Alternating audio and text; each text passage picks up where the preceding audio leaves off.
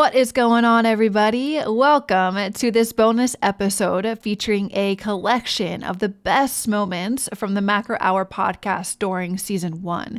And get ready because season 2 is launching on February 5th, and this season will be packed with brand new, complete episodes.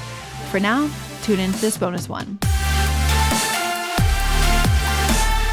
Consistent effort with no results. That is how you know you're on a plateau. If for 4 to 6 weeks, you're not seeing these changes reflect in your progress photos, and if you're not taking progress photos, shame on you. You need to be taking progress photos. But like, let's say you're not seeing progress in the progress photos, and some things have stalled elsewhere. This is how you would know you're in a plateau.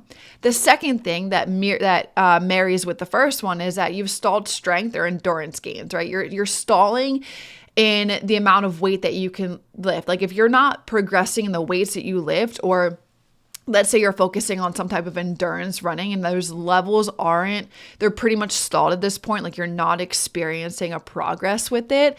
And you're consistent with your training. I just need to add this in there. You're consistent with your training, right? Like you're hitting your 4 to 5 strength training sessions a week. You're doing whatever is in alignment with the endurance training that you're doing, if you're doing it, right? And like you're consistent with that, then you might be in a plateau. And what I mean specifically to speaking to weights is like, let's say for the last 4 weeks, you have been using the same weight each time. And that is a challenge to you. Right. And you can't, and I would say like maybe like 1 week going up like 5 to 10 pounds is too much of a challenge to you where you can't finish the prescribed set and or reps. And so this might be at a point where you're experiencing a plateau, and the littlest adjustment to nutrition can help with that. And that's why it's really good to have a coach on your side. And then the last point that I want to say to how to know you're in a plateau is diving a little bit deeper into point 1, where I said with progress photos, right? Maybe you're somebody who's taking measurements and you're using the measuring tape, which some clients do this and some clients don't. Not necessary, depends, all of the things. But let's say you're taking measurements and you're usually measuring tape and you're doing it to like your waist, your hips, your biceps, like all of these things, but they're not changing in those 4 to 6 weeks, like especially your waist, right? Like if you're decreasing weight and you're overweight, then you should see changes in your waist. If you're decreasing body fat, you may see changes in specific areas of your body. Like people lose body fat in different areas. All women do, but majority of women will lose it from the top down first. And let's say in those 4 to 6 weeks, like we're not seeing much movement in terms of measurement over that time. So these are all things of possibilities of you being in a plateau.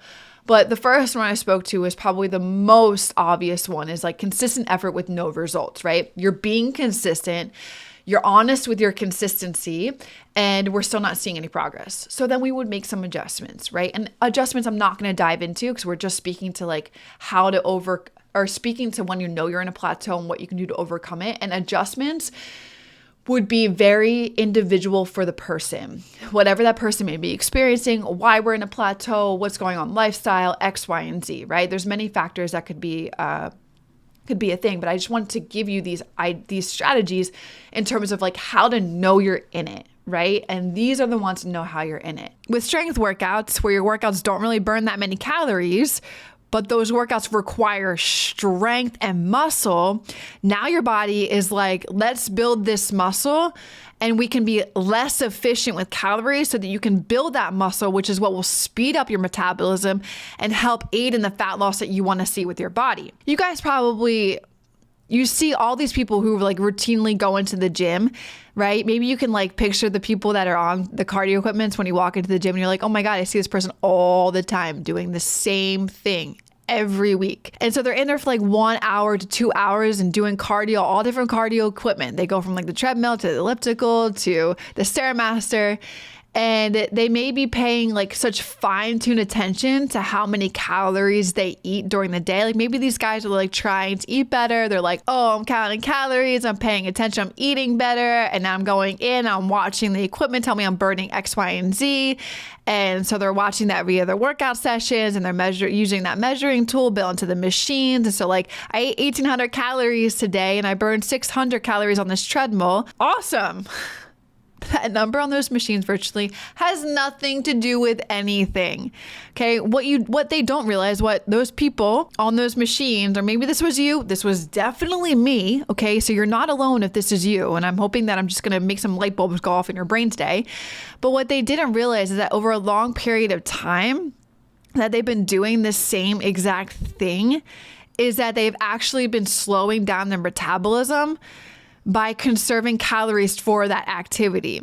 So you train your body to get better at what you're teaching it to do or what your workouts are doing. So if your workouts are high calorie burning, they require very little muscle, then your body learns to adapt to that workout by slowing down its metabolism. Guys, it's probably why you've seen these people inside the gym that again, you've seen them every single week for the last 52 weeks and they look virtually the same.